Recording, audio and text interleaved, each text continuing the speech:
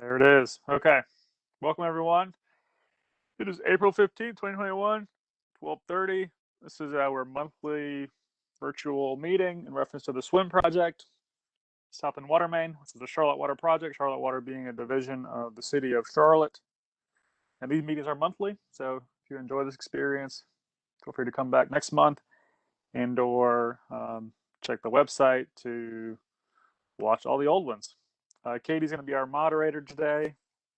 Go ahead and put questions either in the Q&A or in the chat box, and she will monitor those, and I also will attempt to monitor those to answer and address them if the answers are short and able to be addressed in real time. If it's a much more longer, complicated answer, then we'll go ahead and put that up on the website, which is right there, charlotteswim.com. And then if you really want to be involved and really want to know what's going on, go ahead and text South End Water to 31996 to get on our text alert system, and we will tell you about things, about unexpected traffic closures or expected traffic closures, and we will tell you about these virtual meetings and just other miscellaneous project updates. Real quick, safety minute before we get started. It appears that we still have people texting and driving in and around our worksite, and these water-filled barriers are pictured here, and they are getting hit by cars. So as much as we want to have our workers safe inside of our work zone, which is why we're using these large concrete barricades, we also want drivers to be safe in and around our work site. So please pay a lot of attention. There's lots of cones, there's lots of barriers, there's lots of things that are telling you to go different ways than you may be used to. So you need to pay really special attention when you're in and around our work site, because there's just a lot going on, and we want everyone to be safe, both in the car and out of the car. Real quick contact page. My name is Will. I'm on the far left there. I'm the project manager. That's my phone number, my work phone number, and my work email address. If you would like to reach a larger group of people that are involved in this project, then visiting the website's good, or using that info@charlotteswim.com email address. And then if you're a business owner and you have very specific questions, such as, hey, when are you going to go ahead and connect my new water service? Or why is there a dump truck parked in my parking lot? Keith Hunter is the person you'd want to get in touch with there, and that's his phone number, and that's his email address. And he's sort of like our day-to-day contact, and also works a lot with the businesses that are being affected by this project, which unfortunately we know is a large number. So he's the best person to get in touch with. Or of course, you can try all three options, and I'll be guaranteed to get a response. Real quick today, we're going to talk about the work that will be going on in the next 30 to 90 days. Talk a little bit about traffic, detours, and alternative routes. And then the bulk of these presentations, which I enjoy doing, is just talking about how the construction happens, to try to attempt to teach people how you build a water line in the middle of the city that's functioning. And then lastly, we'll have some slides again for question and answer, and I'll put the context information up there again at the end of the presentation. So if you've been through this area recently, you'll notice that we have some road closures there on South Boulevard at Old Pineville and Scaly Bark. So on the southbound side, there's some barricades. I think there's only one or two lanes there right now, but it's looking pretty good. We tied into this new line that runs down Old Pineville and Scaly Bark Road, and we're going to be reopening all of the southbound side of that current closure, hopefully by end of the week. And then we will just be working in the northbound side of South Boulevard, and mostly actually in the median, really, in the grassy area between those two roads, or those two halves of the road. But the northbound side will still only be one lane as we continue to work up to where we ended our phase 2. But in theory, we will sort of be in and we'll be mostly out of that intersection fairly soon. We're all really excited about that. You may have seen new paving go down, which is always a good sign. And then on the north side of our current project, we're up there near Greystone. We're going to continue working up there near Greystone, and hopefully come June, that's our sort of our anticipated transition date, we will move out of what we're currently in, current phase 4, and move into what's going to be phase 5, which will be north of Greystone, up past Marsh and up there close to Elmhurst. And this is just sort of the text version of what I just said. we had a Greystone closure that's been done and completed. The phase one tie-in work, really we just have a little bit more pipe delay and then street restoration, and then we'll move to phase five, which will be Greystone to Elmhurst-ish, starting in June and hopefully lasting 8-ish weeks, weather dependent. Looks like we're going to have a good streak of weather, which is helpful. Here's another just diagram picture of how our phasing plan is working. I think actually it's hard to see it. It's off the page there a little bit, but essentially, yeah, phase five is going to sort of end right near Elmhurst, but not quite up to Poindexter just yet.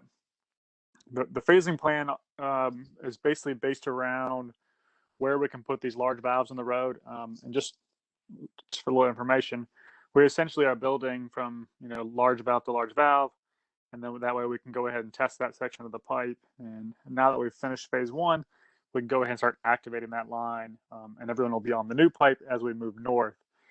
And so it's tricky because you have to figure out a place to put those large valves. Typically they're near side streets, but in the process you have to actually have your work zone go up past that street, which causes a little more traffic problems.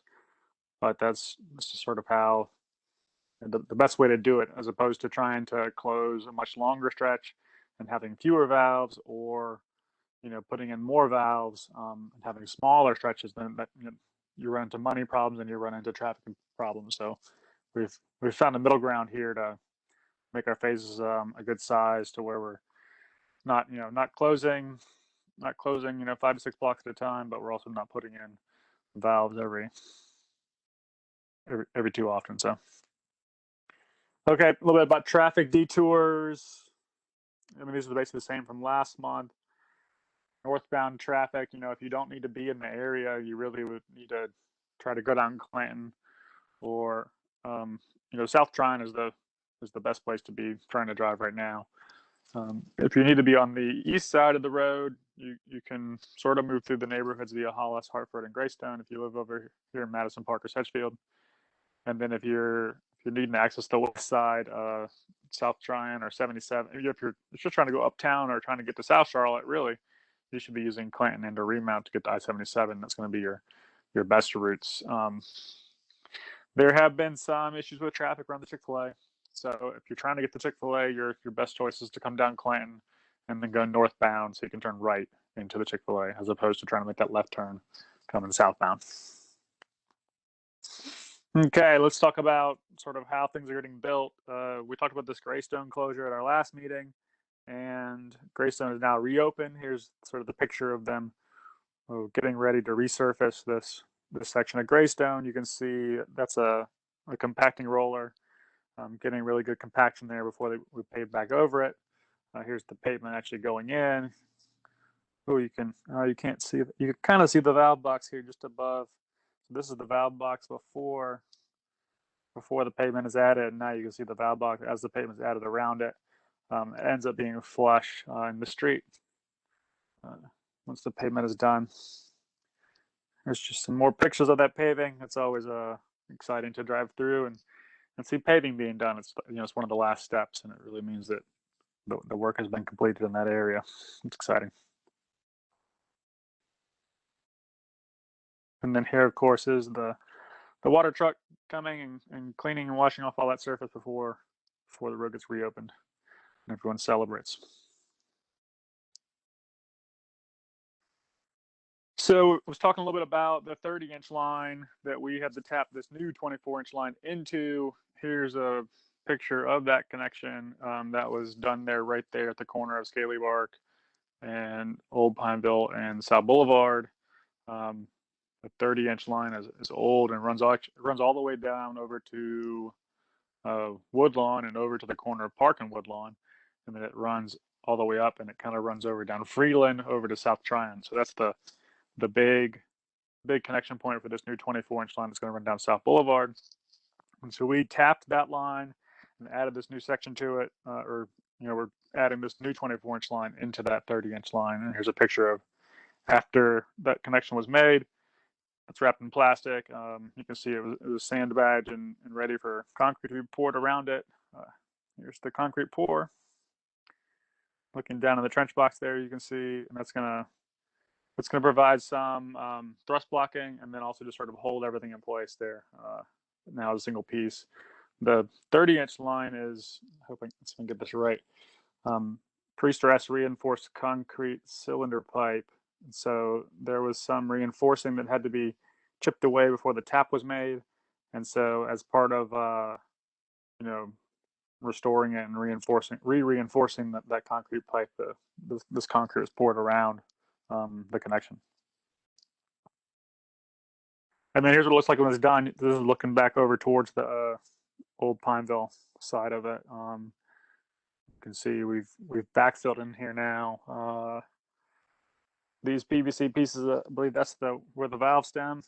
Where you access the valves from the ground. So you have basically a big long tool you can put down in that PVC to get to the actuator to open and close the 24-inch line as it's connected to the 30-inch valve. The 30-inch line that the 24-inch is connected into. You can see a vibrating compactor over here. Again, lots of compaction always takes place at various different scales. So this is used to more specifically compact dirt in and around these places that you can't drive a big roller or use a much larger piece of equipment. Okay, and then here is the asphalt going down. Here's another piece of equipment we use for compacting dirt. And then they're putting the asphalt down, and like I said, this part we're laying pipes sort of moving down to the left of this picture, but this barrier wall over here on the right, like some of that might be going away soon as we start to reopen this in small pieces. A little bit more about valves. So, we've got the big 24-inch valves on the 24-inch lines. This is what they look like. And then as we have our sort of side connections coming off, we have smaller valves, and this is what they look like.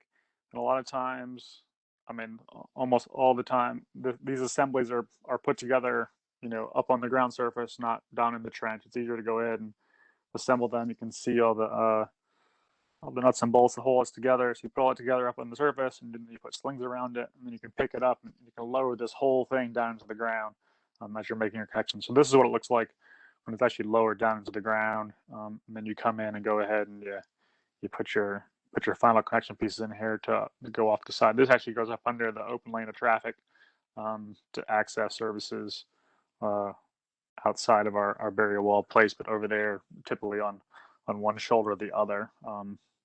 For people that need water. This is that big 24-inch valve as it's set up. And then I mentioned earlier that piece of PVC that we saw. So this is like a little square nut here. And so the tool would come all the way up to the surface, and you'd lower it down into that hole there, and then you could turn this. It will actuate and turn this whole gigantic valve in case you need to turn it off to do some kind of repair. Very big valves, but then also small valves. Coming back to this, just recurring point of why do you need to close lanes of traffic? Well, because we need to do the work, and then there's consistent complaints about taking up too much space. And you can see here just from this picture that there's not really any wasted space. The work zone is very, very small. You can see these pieces of equipment can't turn around in here. They can drive in and then they can back out, and that's basically it. And they're bringing in these big trench boxes. There's our safety systems with the ladder down there, so our workers can go down there and work on put these pipes in place without have to worry about this ground caving in on this. That's our biggest safety hazard. Doing a really good job mitigating that safety hazard with the trench boxes and working down the trench according to protocols. If you look closely up here, you can see this has a little bit of a roller thing on as well. It's also used for compaction. And yeah, that's our extremely tight workspace. Okay, do I actually have if there's any public people on this call, you want to try to answer this question. This is our trivia of the day. We've talked about this almost every single meeting, and I've got a sign that actually tells you what's going on as well. So you can cheat by just reading that, but if you think you know what's going on here, now's the time to answer it. And I'll go ahead and answer it anyway, because we're doing this in real time. But basically, this is a soft dig. And so this guy that's kneeling down here is holding a hose right here, you see. and he's breaking up the pieces of ground in there. And then this guy on the left here, he's using this big thing to vacuum out those pieces of ground that the guy with the hose is breaking up. And so in that way, we can essentially dig a small hole, sort of like an exploratory hole, to see what's down there. It looks to me like they may be looking for a fiber optic line. That might be what this is marking, or that might be what this is marking over here. They're looking for a fiber optic line so that when we get to actually put the pipe in the ground here, we don't dig through that fiber optic line. So we can go ahead and gently use shovels to get around and to excavate down to that fiber optic line. And then we can put our big pipe underneath it. We don't break it because the fiber optic line is expensive. And then when we go back, we can backfill over it, and we can essentially put in this whole new big giant water line in and around other utilities that already exist. And in theory, we don't damage them, and everyone, nothing has to come back in and get repaired. RH Price, our contractor, has done a really good job doing these soft digs out ahead of where they're laying pipes. So that way, we can avoid other underground utility complexes. It's very tricky, but this soft dig crew is quite frequently out there finding things that have been located by 811. Okay, and that was my last picture of the day. At this point, if you have any questions, now's the time to put it in the Q&A and or the chat. There we go, we got one. What will be done to keep traffic moving at Chick-fil-A?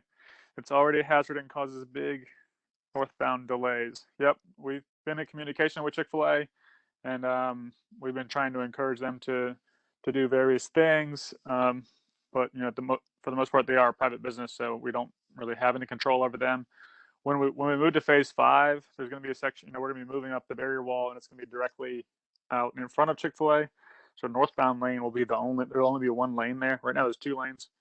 We're gonna have a CMBD police officer there just for the week to help us go ahead and move that barrier wall and make sure that everything's safe, and to help try and keep traffic moving. And then we're gonna continue to work with Chick-fil-A and reassess and see what we can do and do everything we can. They need to be able to do their business, and we need to be able to build the water line. So it's sort of turning into more and more of a joint venture, and we're gonna do everything we can to help them, and they're gonna do everything they can to help us, and we're gonna all work together to try to resolve the problem. CDOT is really part of our team, and they've been doing some signal work as well to try and help cars not get backed up, at least at the Newbern and Marsh intersection.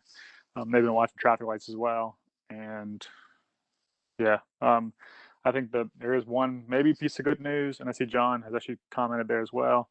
I think we've all got our fingers crossed that the Woodlawn Chick-fil-A may reopen right around the same time that we're moving to the next phase. So some of that business may shift over to Woodlawn, and there might be a little bit less stress on that current Chick-fil-A location. But we are aware that businesses in the area are going to be affected, especially as we move north and get closer to Atherton Mills, etc. So we've got specific consultants and contract help to help us address and communicate as much as we can with businesses and the public. And we've been working on that pretty hard. We know it's going to get worse as we move into the more densely populated portion of the northern part of the project. But we are aware of it. We are working on it. So hopefully that answers your question, Clark. Okay, let's see here. One more page, sort of reiterating. We would love for you to sign up for this text message updates. Actually, this is one of the first Charlotte Water products that we're using a text message service on. So it is a little bit of a pilot that I'm really hoping we can use more in the future, but I have to prove that it works. So if you would go ahead and text Southend Water to 31996, and or feel free to visit the website whenever you want to get information. The new website should be up very shortly. We're all very excited about that. It's quite beautiful. Feel free to go there and then send an email to this info@charlotteswim.com email address telling us what you like about the website or what you don't like about the website.